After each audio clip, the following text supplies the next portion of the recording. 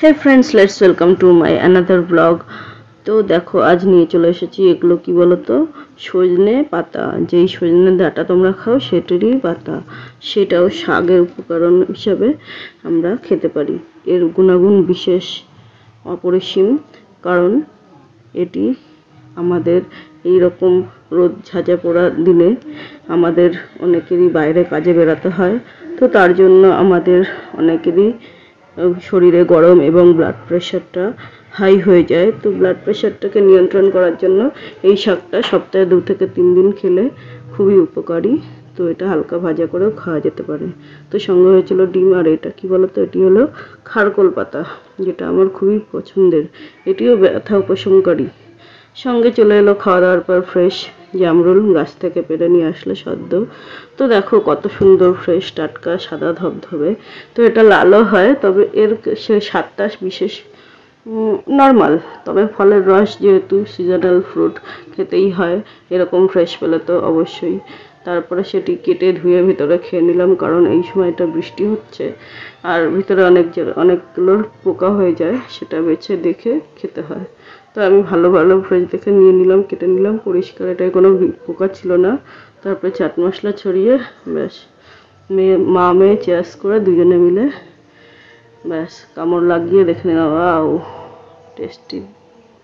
তো ফলের রস জুসি, খুবই অনবদ্য। এর স্বাদ যেরকমই হোক, চাট মশলা দিয়ে তার আরও বেশি বেড়ে উঠেছে দ্বিগুণ পরিমাণে। তো তারপরে আমরা এনজয় করছি।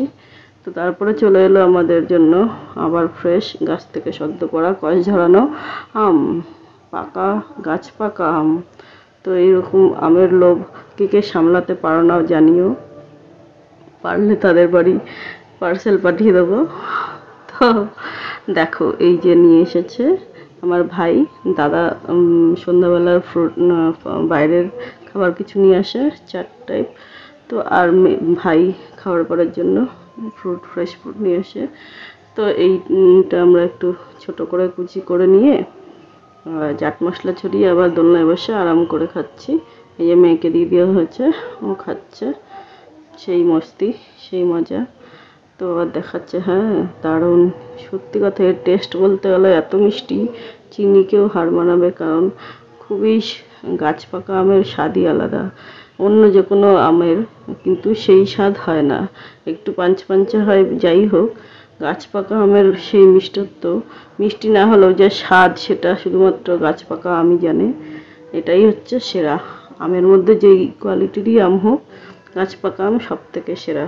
তো সেটা আমি খেয়ে নিলাম। আমাদের বাড়ির সামনেই একটি আম গাছ আছে, যেটা বিশাল বড়, প্রায় ওজনে 2 কেজি হবে। তো সেটা চোকলা ছাড়াতাম না, ভালো করে ধুয়ে এক সাইডের আটির সাইডটা কেটে হাতে নিয়ে চামচ দিয়ে তুলে তুলে খেতাম। সেই স্বাদ জীবন মনে পড়ে গেল। সেই গাছটা এখন কাটা হয়ে গেছে। তো এখানেই বারান্দায় আমরা উঠোনে বসে খেতাম।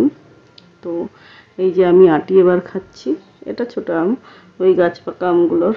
তো এই গাছ পাকা আমের স্বাদ অবশ্যই বিরল। যারা খেয়েছে, যারা পছন্দ করে, আর যারা পায়নি তাদের জন্য না, যারা খেয়েছো তারা জানো। যারা পায়নি তারা অবশ্যই, যখন আম গাছের আম পাড়া হয় তখন সেখান থেকে যেই দামই হোক একটু কিনে নিয়ে এসো, একটু কমই দায় হয়ে যায়, তার স্বাদ বিরল। তারপরে বাবা মা গেছিল পুজো বাড়ি, তো সেখান থেকে এই যে ডিব্বা প্রসাদ নিয়ে এসছে, লুচি আলুর দম আর মিষ্টি দিয়ে সবাই টপাটপ খেয়ে নিলাম। তো সেই স্বাদ। আমি একটু পোজ দিল আর আমাদের টাইম ফুল। তো কেমন লাগলো ভিডিওটা, ফলো করে পাশে